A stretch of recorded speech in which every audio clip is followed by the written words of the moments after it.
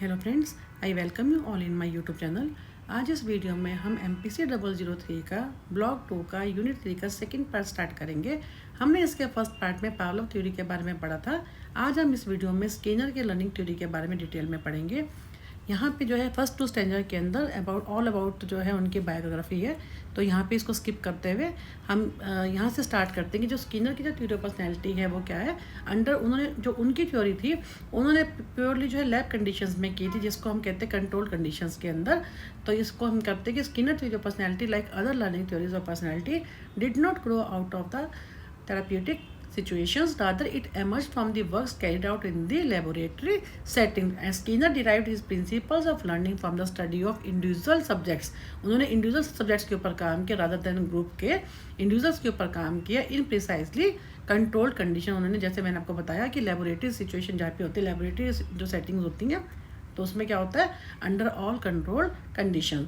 He focused on the study of individual subjects instead of the generalised group के ऊपर ना करके बल्कि उन्होंने इंडिविजुअल सब्जेक्ट्स के ऊपर काम किया।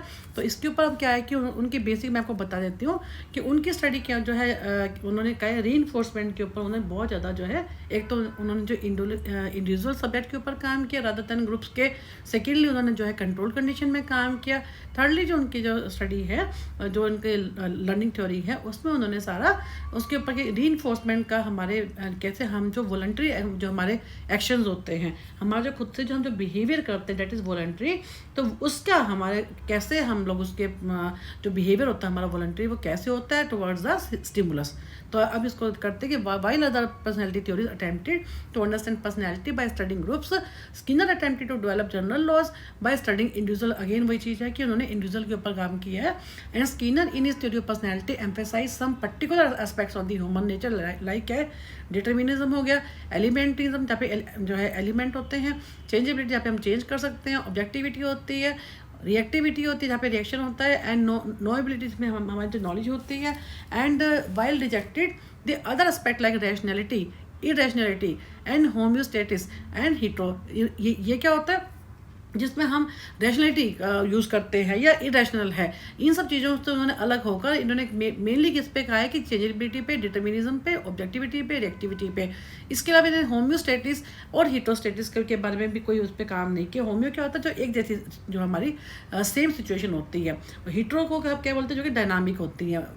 होम्यो क्या होगी, जो स्टेबल होती है सेम कंडीशन, और हीट्रो में क्या होता है जो कि डायनामिक होती है। इन्होंने इन दोनों को भी नहीं लिया अपनी स्टडी के अंदर, क्योंकि because he did not consider the internal sources of human behaviour important for explaining behaviour. उन्होंने क्या कहा कि ये जो चीज़ें हैं, रैशनैलिटी है, ये इरेशनैलिटी है, ये होम्योस्टेटिस है, ये हीट्रोस्टेटिस है, ये जब क्या होता है कि हमारे इंटरनल बिहेवियर होते हैं, इंटरनल हमारे सोर्सेज होते हैं, तो इनको उन्होंने ना लेते हुए बल्कि एक्सटर्नल पे ज़्यादा फोकस किया है।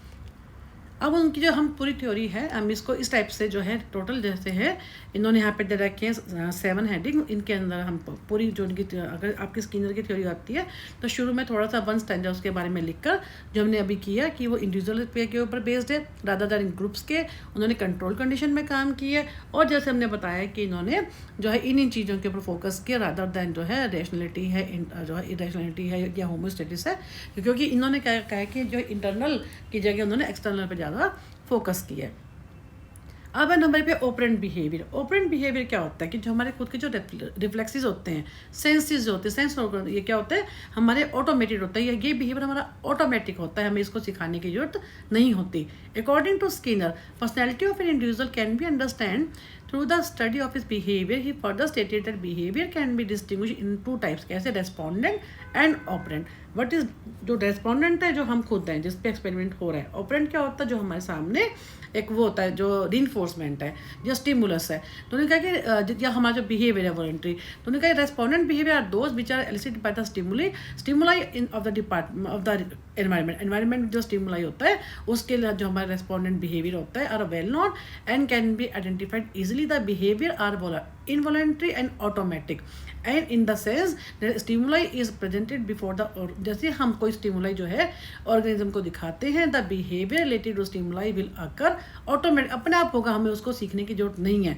ये हमारा क्या है, जो रेस्पोंडेंट के पार्ट पे हम कर रहे हैं। The organism has no control over it, क्योंकि वो रिफ्लेक्सिस के थ्रू आ रहा है उसके अंदर। तो कंस्ट्रक्शंस ऑफ प्यूपिल सैलिवेशन, जैसे हमने अभी पावला की थ्योरी में किया था, जो ऑटोमेटेड बिहेवियर हमने किया था ना, कि कैसे वो फूड आते ही उसके मुंह में सलाइवा आना शुरू हो जाता है, तो वो ऑटोमेटेड बिहेवियर, उसमें उसको नहीं, उसका अनकंडीशन स्टिमुलस के साथ उसका अनकंडीशन जो हमने रेस्पॉन्स की बात की थी, इन्होंने यहाँ पर उस चीज़ को ना लेकर, लेकिन कहना ये भी वही चाहते हैं, जो हमारे ऑटोमेटेड जो बिहेवियर होता है ये अपने आप होता है, जिसपे हमारा जो है कंट्रोल नहीं होता। सेकेंड क्या है, ऑपरेंट बिहेवियर। ऑपरेंट बिहेवियर में क्या होता है, are those behaviour which are not cause by any specific stimuli of the environment. ये क्या होता है, ये हमारा बिहेवियर कौन सा होता है, वॉलंटरी। इसलिए हमने बताया शुरू में, जैसे मैंने आपको कहा था कि हम जो इनकी स्टडी है ज़्यादा, ये क्या वॉलंटरी बिहेवियर पे, ऑपरेंट बिहेवियर पे, और क्या है वो रीइंफोर्समेंट पे बेस्ड है।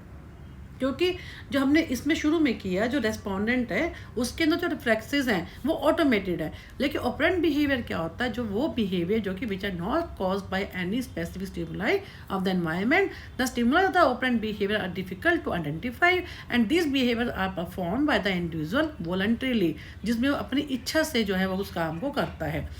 Skinner was of the opinion that behaviors of the human beings are predominantly operant in nature, जो कि voluntary, हम जो कोई भी बिहेवियर हम करते हैं, कोई भी एक्शन करते हैं, वो क्या होता है, वो हमारा, हम खुद उसके लिए खुद अपनी मर्जी से करते हैं, ना कि हम पे वो इम्पोज किए जाता है। तो ये इनकी थ्योरी है मेन जो है, ऑपरेंट बिहेवियर और responses can be tied to readily identifiable stimulus and this responses seem to be spontaneous and voluntary, जैसे हमने उसमें किया था। स्पॉन्टेनियस होता है, जो हमारे रेस्पॉन्सेज होते हैं वो ऑटोमेटिक, जैसे हमने कहा था ना, ये तो हमारी अपनी इच्छा से होते हैं। और जैसे हमने कहा था, जैसे जो पावलोव का एक्सपेरिमेंट हमने क्या किया था, उसमें ये किया था, ये फूड आता है, जब बेल आती है, फूड आता है, बेल आती है, तो स्पॉन्टेनियस अपने आप ही उसके मुंह में सलाइवा आना शुरू हो जाता है। ये स्पॉन्टेनियस क्या होता है, जो अपने आप आता है, जिसके लिए हम, और जो वॉलंटरी जो हम अपनी इच्छा से जो है जैसे जो काम करते हैं। तो अब इसको हम जो इसका इनका एक्सपेरिमेंट को डिस्कस करेंगे, आपको समझ में आ जाएगा। इन्होंने क्या किया था कि अब यहाँ पे ये है, Skinner prepared a special cage that has a bar और लिवर। इन्होंने, मैं आपको पहले ब्रीफ कर देती हूँ, तो इन्होंने क्या कहा था कि जो है केज लिया था, जिसको बोलते स्किनर बॉक्स लिया था, जिसके अंदर जो रैट था, क्योंकि इन्होंने भी और पावलोव ने भी, दोनों ने क्या किया था, इसके ऊपर एनिमल्स के ऊपर ही स्टडी की थी।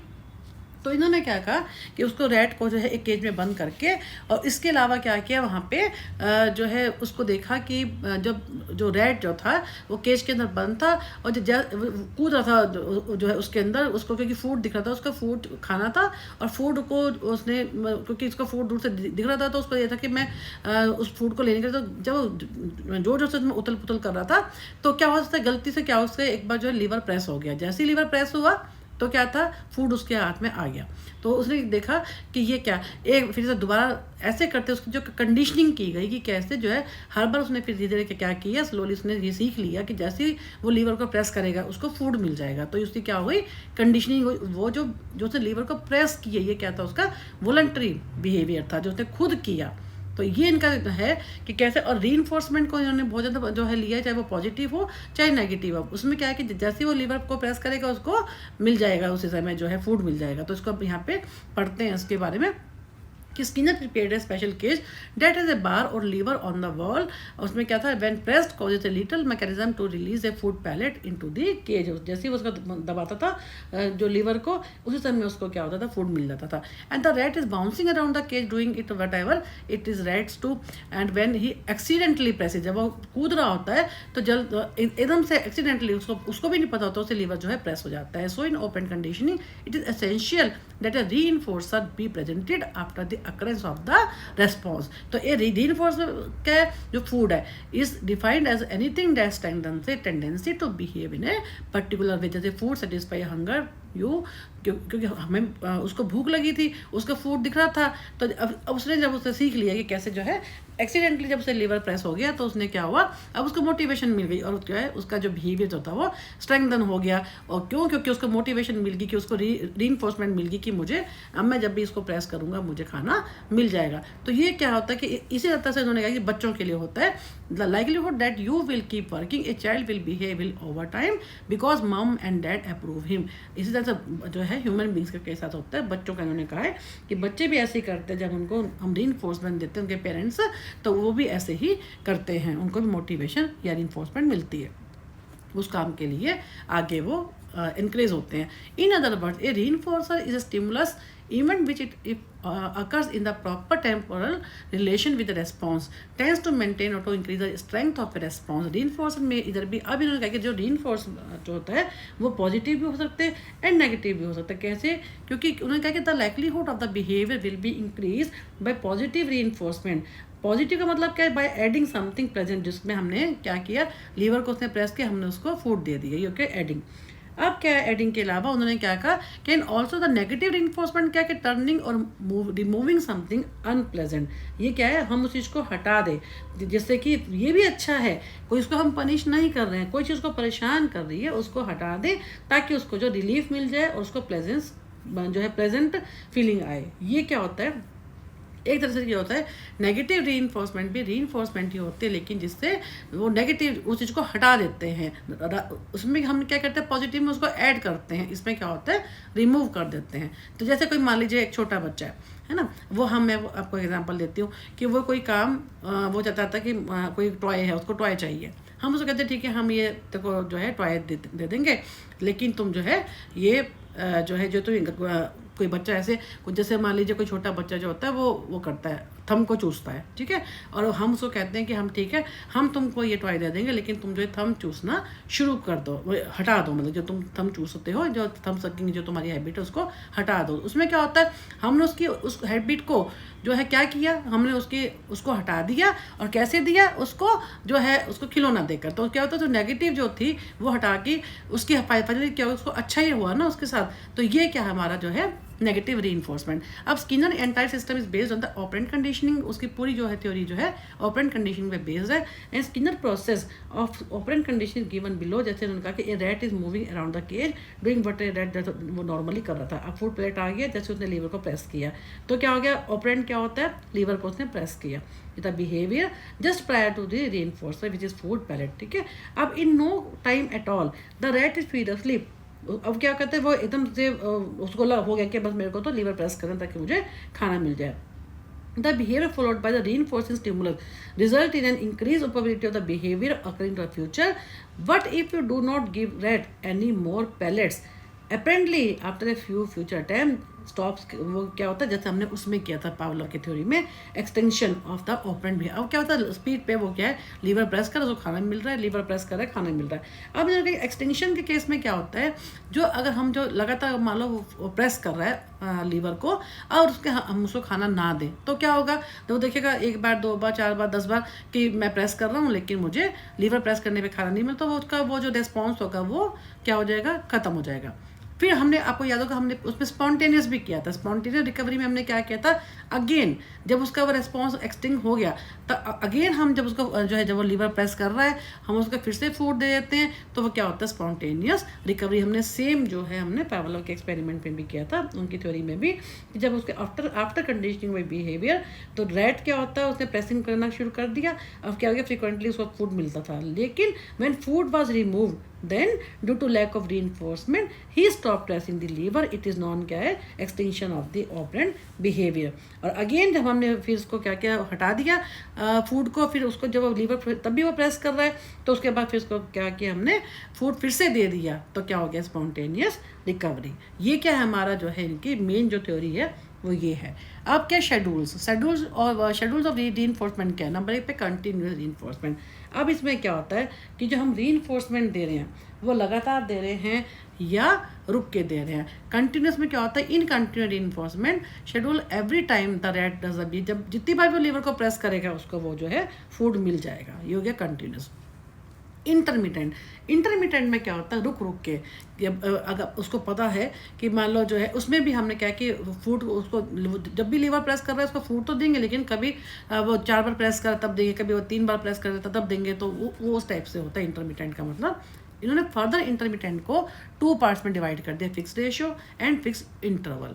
फिक्स रेशियो का मतलब क्या है कि कितने अमाउंट में, अमाउंट का मतलब क्या है, अगर 3 बार प्रेस किया तो हमने उसको 1 बार दिया, मान लो जैसे रैट को, और उसके बाद जब वो लगातार प्रेस कर रहा है, लेकिन हमने क्या किया, एक फिक्स कर दिया कि उसको जो है 3 बार प्रेस करेगा, फिर हमने 1 बार दे दिया, फिर उसने 3 बार प्रेस किया, उसने 1 बार दे दिया। तो हमने उसको फिर उसको पता चल गया कि जैसे मैं अगर 3 बार करूँगा तभी मुझे मिलेगा। तो ये होता है रेशो, अमाउंट, कितने अमाउंट में हमने कितनी बार वो करेगा, लीवर प्रेस करेगा, तब हम देंगे। तो इन्होंने क्या कहा है, if the rat presses the lever 3 times से ही गेट्स रीइंफोर्समेंट, और 5 टाइम और 20 टाइम्स, ऐसे उन्होंने कहा अप टू एक्स टाइम, यानी जितनी बार वो करेगा, हर बार ना देखकर, जैसे उन्होंने 3 बार दिया, फिर 6 बार दे दिया, यानी हर 3 बार पे कर दिया, 5 पे कर दिया।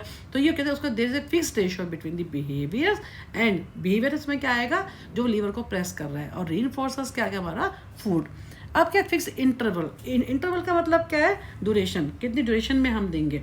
जैसे हमने बताया कि इसके अंदर क्या है कि after 20 second, after 40 second, after 10 second, वो हो गया हमारा fix interval. If the rat presses the lever at least once during a particular stretch of time, से 20 seconds, then he gets the reinforcement. If he fails to do so, he does not get it. तो उसको ये पता, जब वो लगातार उसकी conditioning होती है, लगातार वो जो है अपना वो बिहेवियर उसका आता है, उसको रीइंफोर्समेंट मिलती है, तो उसको ये पता चल जाता है कि अब मैं ऐसे करूँगा, अब मेरे को हर 10-10 सेकेंड में एक आइडिया से, जैसे होता है ना, ये इन्होंने एक्सपेरिमेंट किया है कि किस टाइप से, एक तो जो है इंटरमिटेंट, यानी रुक रुक के अगर उसको देते हैं रीइंफोर्समेंट, तो एक तो होता है फिक्स रेशो में और एक होता है फिक्स इंटरवल में। तो इन्होंने क्या किया, Skinner also looked at the variable ratio, variable ratios and variable schedules. इसमें क्या होता है, वेरिएबल रेशो का मतलब क्या है, you change the x each time. First it takes the 3 presses to get food, then 10, then 7. इसका मतलब क्या, वेरिएबल रेशो, जैसे हमने रेशो में किया था ना कि 3 के बाद फिर 6, 9, इस टाइप से। इन्होंने वही कहा है कि इसमें ये नहीं पता चलता कि उसको रीइंफोर्समेंट कब मिलेगी, लेकिन ये है कि कभी 3 कर दे, कभी 10 कर दे। वेरिएबल का मतलब इसको चेंज कर करके। फिर है वेरिएबल शेड्यूल्स, इसमें क्या they no longer pace themselves because they can no longer establish a rhythm between the behaviour and reward. Most importantly the schedule are very resistant to extend. हमें उस चीज़ को वो करना है, मतलब कि हम क्या करते हैं कि इसमें भी वही चीज़ है कि हम जो है ऐसा मालूम ही नहीं होता कि भाई वो उस टाइप का बिहेवियर जो है, इंटरवल जो हमने जैसा किया कि 20 सेकंड में, 40 सेकंड में, 60 सेकंड में, 10 सेकंड में, तो इसमें भी वही होता है कि उसकी जो एक फिक्स ना करके उसको कभी कुछ देर में, कभी कुछ, ताकि उसको ये भी ना पता चले कि उसको मिलेगा या नहीं मिलेगा। तो कई बार वो होता है कि लेकिन उसको देते जरूर है ताकि उसका जो एक्सटिंक्शन ना हो जाए उसके रेस्पॉन्स की, ये है इसका मतलब। देन है एवर्सिव स्टिमुलाई।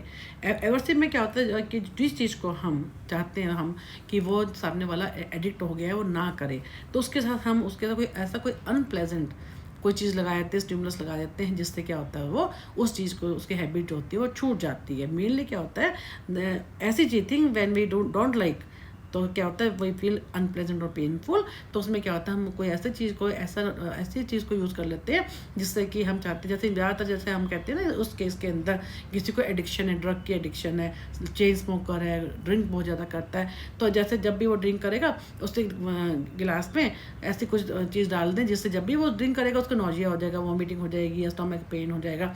तो इस टाइप से, या कोई स्मोकिंग बहुत ज़्यादा करता है, उसकी सिगरेट में ऐसा कुछ डाल दें जो है मटेरियल, जिसमें क्या होता है उसको जब भी वो सिगरेट को पिएगा उसको वॉमिटिंग की फीलिंग हो। तो ये होता है एवर्सिव, जिससे हम ऐसी चीज़ जिसको हम नहीं चाहते कि हम जो है पिए, तो उसको चीज़ में क्या करते हैं, हम उसको कैसे आदत को छुड़वाते हैं। And aversive stimulus the opposite of a reinforcement. इसमें रीइंफोर्समेंट तो मिलती नहीं है, something we might feel unpleasant और painful. A behaviour followed by aversive stimulus result in decreased probability of the behaviour occurring in the, धीरे धीरे क्या होता है फिर हमारी जो है डिक्रीज हो जाता है उसका रेस्पॉन्स।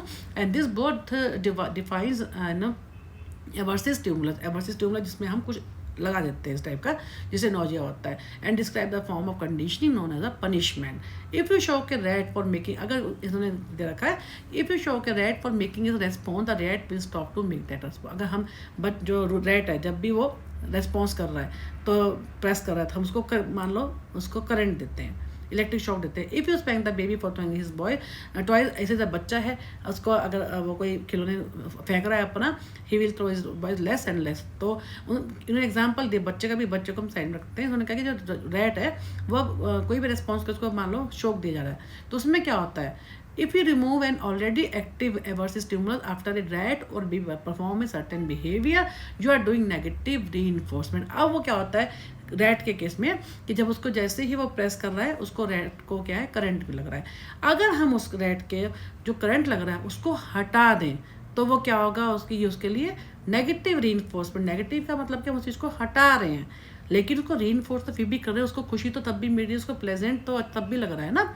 तो ये है पॉजिटिव में क्या होता है, हम उसको फूड दे रहे हैं और उसको क्या है कुछ ऐड कर रहे हैं। इसमें क्या है उसको जो है अभी भी उसके लिए अच्छा ही कर रहे हैं लेकिन वो जो उसको करंट लग रहा था उसको हटा रहे हैं। तो if U turn off the electricity when the rat stands on his hind legs तो क्या होता है he will do a lot more stand. तो इन्होंने ये वही कहा है कि उसके जब हम उसको करंट जो उसको मिल रहा है उसको हटा देते हैं तो इसके लिए क्या होता है नेगेटिव री-इन्फोर्समेंट। अब इन्होंने यही कहा है कि स्किनर जो थे कॉन्ट्रेरी टू द, इतना इसके बारे में वही स्टीरियोटाइप वगैरह इतना लंबा चौड़ा आपको इसको करने की जरूरत नहीं है। एवर्सिव का मतलब ये है कि जो है अनप्लेजेंट चीज़ होती है, इसमें क्या होता है अनप्लेजेंट थिंग जो होती है उसको हम ऐसे इम्पोज कर सकते हैं ताकि जो है वो नेगेटिव रीइंफोर्समेंट में कन्वर्ट हो जाती है और चीज़ छूट जाती है। अगर हम ह्यूमन बींग्स के उसमें देखें तो ये भी हो सकता है। ये तो हमने भी रैट के लिए किया, उसमें क्या होता है हम उसकी हैबिट को छुड़वाने के लिए क्या करते हैं कि उसको ऐसी चीज़ लगा दी जिससे कि उसको नॉजिया टाइप हो ताकि उसको रिलीफ मिलेगा फर्दर, और हमने क्या किया उसकी हैबिट भी छुड़वा दी। अब है सेकेंडरी रीइंफोर्समेंट। सेकेंडरी का मतलब क्या है कि जो हमारा प्राइमरी जो स्टिमुलस है जो मेन है उसके साथ हम कुछ ऐसा ऐड कर दें वो क्या होगा सेकेंडरी, लेकिन रिस्पॉन्स हमारे को तब भी मिलेगा। जैसे आपको याद होगा कि हमने पावलोव के एक्सपेरिमेंट में क्या किया था कि बेल की आवाज़ कर दी थी उसकी बेल को उस उनके एक्सपेरिमेंट जो पावलोव का एक्सपेरिमेंट था उसमें जो बेल की आवाज़ थी वो क्या थी सेकेंडरी रीइंफोर्समेंट। अब क्या है कि लेकिन हम उसको यहाँ पे मेंशन नहीं करेंगे क्योंकि ये जो है इनका स्किनर का अलग है पावलोव का अलग है, लेकिन मैं आपको जस्ट एग्जांपल दे रही हूँ। A neutral stimulus presented at the time of delivering the response also tends to acquire the reinforcing ability. For example Skinner box में क्या था, at the time of delivering reinforcement a sound of click is also produce repeatedly. अब उसके साथ जब वो liver को press कर रहा है उसको फूड मिल रहा है, साथ में एक जो है साउंड भी लगा दी जैसे उसमें बॉल जो है बेल का था सेम उन्होंने क्या कहा जो है जैसे वो लीवर को प्रेस करेगा एक साउंड भी आएगी। It was found the click of the sound it self requires the reinforcing क्या है करेक्टर से। जैसे उसमें था कि बेल के साथ जैसे ही बेल बजेगी उसको पता है फूड मिल जाएगा, उसकी कंडीशनिंग करवाई थी उन्होंने पावलोव ने। तो यही इसके साथ है कि उनको साउंड के साथ उनकी कंडीशनिंग करा दी कि जैसे ही वो साउंड को, इसमें हम कंडीशनिंग वर्ड यूज़ नहीं करेंगे, इसमें हम रीइंफोर्सिंग का वर्ड यूज़ करेंगे। लेकिन क्योंकि आपने पावलोव की थ्योरी पहले की है, मैंने आपको अर्लियर वीडियो में बताया है, तो इसलिए मैं आपको यहाँ पे एग्जांपल दे रही हूँ कि मोर और लेस ये वही चीज़ है लेकिन बस इन्होंने जो है टर्म का यूज़ जो है डिफरेंट तरीके से किया है। तो इन्होंने वही कहा है कि इनकी थ्योरी में कि कैसे जो है साउंड को यूज़ करके और फिर इनको रीइंफोर्समेंट को इन्होंने एक्सप्लेन की है कि जैसे ही साउंड बजेगी तो क्या होगा फिर भी उनको फूड मिल जाएगा। तो साउंड क्या होगा वो डिफरेंट, वो सेकेंडरी जो है रीइंफोर्समेंट है। तो ये जो है इसके बारे में तो इन्होंने कहा कि Skinner believe the condition of secondary reinforcer are of the great importance in the controlling human behaviour. It is obvious that our every action is not maintained by the presentation of unconditional primary reinforce. हमेशा ऐसा नहीं होता कि हमारा जो है primary रीइंफोर्सर्स ही होते जैसे फूड है, वाटर है, सेक्स है।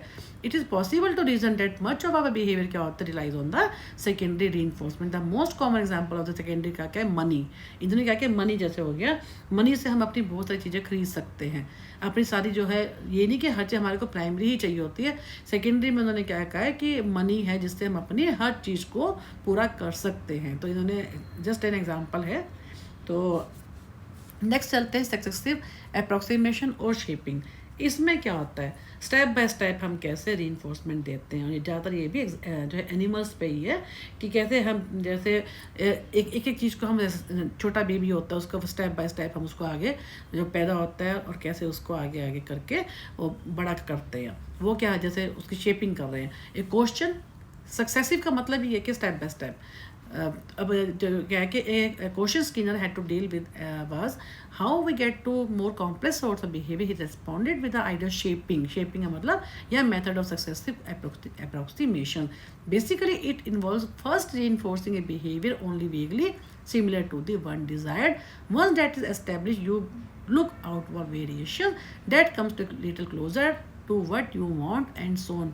जैसे कोई बहुत ही हमारे को जो है बच्चे को कोई बहुत ही टफ क्वेश्चन लर्न कराना है, बहुत टफ ऐसा चैप्टर है जो बच्चा लर्न नहीं कर पा रहा, तो उसमें क्या होता है स्टेप बाय स्टेप उसको हमें जो है वहाँ तक पहुँचाने के लिए उसको छोटे से शुरू करा के पहले आप उससे मिलते जुलते चैप्टर से मिलते जुलते पहले उस वन बाय वन उसको समझाएंगे, उसको रीइंफोर्समेंट देंगे कि ऐसे करोगे तो ऐसे होगा, फिर उसको कुछ दे दिए बच्चे को। ऐसे करते करते स्टेप बाय स्टेप जब हम उसको जो है वो चीज़ लर्न करा देते हैं, वो क्या होता है हमारा सक्सेसिव अप्रोक्सीमेशन।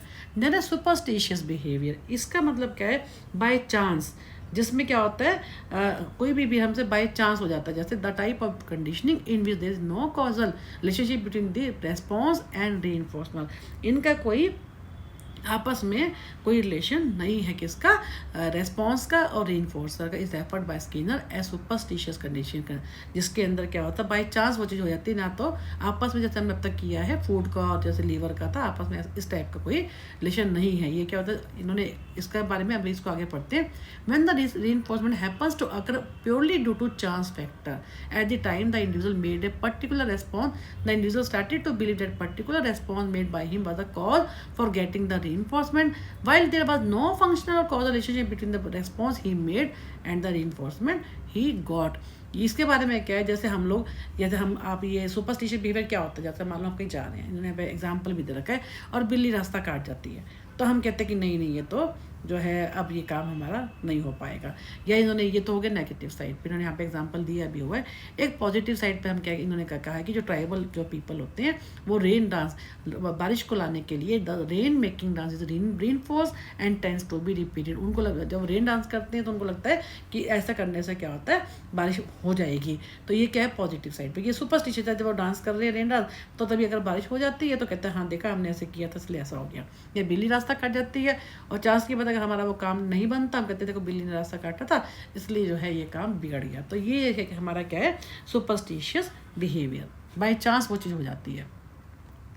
एबनॉर्मल बिहेवियर, इसमें क्या होता है, जिसमें क्या है, जिसमें इन्होंने क्या किया, एबनॉर्मल बिहेवियर जो होता है can be modified in normal behaviour due to reinforcement. इन्होंने उसके बारे में, क्योंकि स्किनर का जो रोल था, स्किनर ने कभी भी इड, जैसे हमने सिगमंड फ्राइड की बात की थी, इड ईगो सुपर ईगो पे उन्होंने बिल्कुल भी फोकस नहीं किया। उन्होंने कहा उन सब चीज़ों को नहीं मानते थे। वो क्या कहते थे, जो हमारा जो एबनॉर्मल बिहेवियर कभी होता भी है, हमारा जो ऐसा बिहेवियर है जो हम नहीं चाहते, वो हम उसको जो है किसी भी तरीके से रीइंफोर्स करके हम उसको ठीक कर सकते हैं। जैसे उन्होंने नेगेटिव रीइंफोर्समेंट की बात की थी, कोई ऐसा करता है, कुछ गलत करता है, तो उसको नेगेटिव उसके जो है रिलीफ देने के लिए हम उस चीज़ को हटा देते हैं। The construct that like repress wishes, जैसे हमने कहा ना जो रिप्रेस विशेज होती हैं, एंड आइडेंटिटी क्राइसिस है, conflicts between ego super ego did not appeal to Skinner for explanation of the abnormal behaviour. वो नहीं मानते थे इन सब चीज़ों को, ईगो सुपर ईगो को। वो क्या कहते हैं, he advocated the framework on which his theory is based है, क्या है कि is sufficient to understand and explain the abnormal behaviour, and abnormal behaviour is assumed to be the same in its principle of development as normal behaviour. उनके हिसाब से ये जो था, ऐसा कुछ नहीं होता कि ईगो सुपर ईगो होती है, बल्कि जो अगर कोई हमारा ऐसा कोई बिहेवियर होता भी है तो क्या होता है हम उसको नॉर्मल कर सकते हैं, कैसे, due to reinforcement. In putting forward a program for the treatment of abnormal behavior, Skinner repeatedly asserted that the goal is simply to replace abnormal behavior with normal behavior. The undesirable behavior can be modified by the manipulation of the environment in a manner determined by the techniques of the operant and respondent। जैसे हमने किया अभी, अगर हमारा कोई undesirable behaviour है, जैसे हमने कहा जो हम नहीं चाहते कि वो उस टाइप का बिहेवियर हो, तो हम क्या करते हैं ऑपरेंट कंडीशन, जैसे हमने किया उसको अगेन वही चीज़ पॉजिटिव या नेगेटिव रीइंफोर्समेंट से हम उसको ठीक कर सकते हैं। Through this techniques we can extinguish an undesirable behaviour by removing the reinforcement. जैसे हमने किया थ्रू हमने क्या किया नेगेटिव रीइंफोर्समेंट, जैसे हमने अभी आपको बताया कि उसने जो है रेड जो था उसको हम करंट दे रहे थे, तो क्या हुआ, उसके कारण वो जो है जो उसका बिहेवियर होता है उसको हटा सकते हैं। कैसे, उस चीज़ को रीइंफोर्सर को हटा दे। जैसे मैं आपको बच्चे का एग्जांपल दिया, कोई बच्चा जो है दूध नहीं पीता, तो उसको हम कहेंगे ठीक है तुम दूध पीना शुरू कर दो, हम आपको ये चीज़ दे देंगे। तो वो क्या होता है कि उसकी ये एक चीज़ को, या कोई बच्चा बहुत परेशान है कि किसी चीज़ से डरता है, उसको हमने लीजर्ड दिखा दी छिपकली कि इसको हटा लो, ठीक है हम इसको हटा लेंगे लेकिन दूध पी लो। तो ये क्या होता है नेगेटिव रीइंफोर्समेंट, यानी बच्चे को एक चीज़ हटाकर हम उसको पॉजिटिव साइड पे लेके जा रहे हैं, उसको ये भी रीइंफोर्समेंट ही होता है। तो ये इन्होंने कहा है कि इस टाइप की it has been used on all sorts of psychological problem such as addictions है, न्यूरोसिस है, शाइनेस है, ऑटिज्म है, इवन स्किज़ोफ्रेनिया, इन सब के लिए उन्होंने कहा है कि हम इनकी थ्योरी को ये यूज़ कर सकते हैं, किस लिए एबनॉर्मल बिहेवियर को या ऐसा जो है इस टाइप के बिहेवियर्स को, इस टाइप की जो साइकोलॉजिकल प्रॉब्लम है उनको इससे, इनकी थ्योरी से। तो इन्होंने एक और बड़ा अच्छा कंसेप्ट दिया टोकन इकोनॉमी। टोकन इकोनॉमी का मतलब कई बार ये 3 नंबर का आ जाता है। टोकन इकोनॉमी में क्या होता है, हम खुश होकर किसी को रिवॉर्ड के अंदर हम जो है टोकन दे दें, कोई टिकट्स दे दें, कोई ऐसा कोई मनी दे दें, जिसमें क्या होता है, जिसे कॉल द टोकन। ये भी एक तरह से क्या रिवॉर्ड ही तो है, जिसमें उसको रीइंफोर्समेंट हम दे रहे हैं। The other technique use for the behaviour modification के token economy, and this technique is used primarily in institution such as psychiatric hospital, juvenile halls, prisons में certain rules are made explicit in the institution and behaving appropriately is rewarded with tokens दिए जाते हैं, including poker chips हो गया, tickets हो गई, funny money हो गया, रिकॉर्डेड नोट्स हो गया। यानी क्या होता है, जिससे हम फर्दर उन चीज़ों को, जैसे लिखा कैंडी है, सिगरेट्स है, गेम्स है, मूवीज़ है, उन सब में उसको उस पैसे को खर्च कर सकते हैं। कि खुश होकर कोई चीज़ को रिवॉर्ड में टोकन देना, ताकि जो बिहेवियर जो है वो नॉर्मल हो जाए। ये भी क्योंकि उन्होंने एबनॉर्मल बिहेवियर में ही लिखा हुआ है। तो टोकन इकोनॉमी बड़ा सिंपल है और कई बार 3 नंबर में ये आ जाता है। अब इनकी थ्योरी को हम इवेल्युएट करेंगे। जैसे कि उन्होंने क्या कहा है कि स्किनर जो है based his theory upon impressive experimental evidence, it is supported by number of scientific testable construct supported by research finding. इनका बहुत पॉजिटिव है, साइंटिफिक है इनकी थ्योरी एंड टेस्टेबल है। सेकेंड कौन सा थ्योरी जो है इनकी, places great emphasis on the importance of environment to explain the situation very. इन्होंने एनवायरनमेंट के ऊपर बहुत ज़्यादा फोकस किए, सिचुएशन पे, एनवायरनमेंट पे, कि हम कैसे बिहेव करते हैं, कैसे हमारा बिहेवियर जो है अफेक्ट करता है। और थ्योरी इज यूजफुल कैसे, थेरेपेटिक एप्लीकेशन, क्योंकि साइकोथेरापिस्ट इसको यूज़ करते हैं बिहेवियर प्रॉब्लम के लिए, एबनॉर्मल बिहेवियर के लिए, तो ये भी अच्छा है। अगेन अब उसके बाद फिर क्या, however in spite of the above merits Skinner theory has also been criticised on the following grounds. जैसे एक तो क्या है, ये स्पेसिफिक बिहेवियर पे explain specific behaviour and behaviour changes but not a comprehensive theory of personality. लेकिन जो है पूरी पर्सनैलिटी के बारे में नहीं बताती as a whole, only specific behaviour के बारे में बताती। जैसे हमने किया, एबनॉर्मल बिहेवियर कर लिया हमने, सुपरस्टिशियस बिहेवियर हमने कर लिया, लेकिन हमने ऑल ओवर पर्सनैलिटी के बारे में ये नहीं बताती। Role of biological factors has been ignored. इसमें बायोलॉजिकल फैक्टर्स को टोटली इग्नोर कर दिया है कि हेरिडिटी का क्या रोल पड़ता है, वो तो कहीं उन्होंने मेंशन ही नहीं किया, हर जगह एनवायरनमेंट को फोकस किया है। Then in depth case studies, ये भी नहीं होती किसी एक केस पे, तो इन डेप्थ केस स्टडी तो नहीं है ना, ठीक है, इंडिविजुअल्स के ऊपर स्टडी कर रहे हैं, पर इन डेप्थ केस स्टडी जो है they are also lacking. Then again क्योंकि उन्होंने ज़्यादातर काम वैसे भी इन्होंने भी ज़्यादातर काम जो उसी पे की है, एनिमल्स पे, जैसे रैट्स पे। उन्होंने डॉग्स पे किया था पावलोव ने, इन्होंने रैट्स पे किया। And Skinner theory tends to explain specific behaviour and behaviour changes but not a comprehensive. ये अगेन वही पॉइंट जो है रिपीट हो गया जो हमने अभी शुरू में किया, तो इसको आप काट दीजिए क्योंकि ऑलरेडी रिपीट हो गया।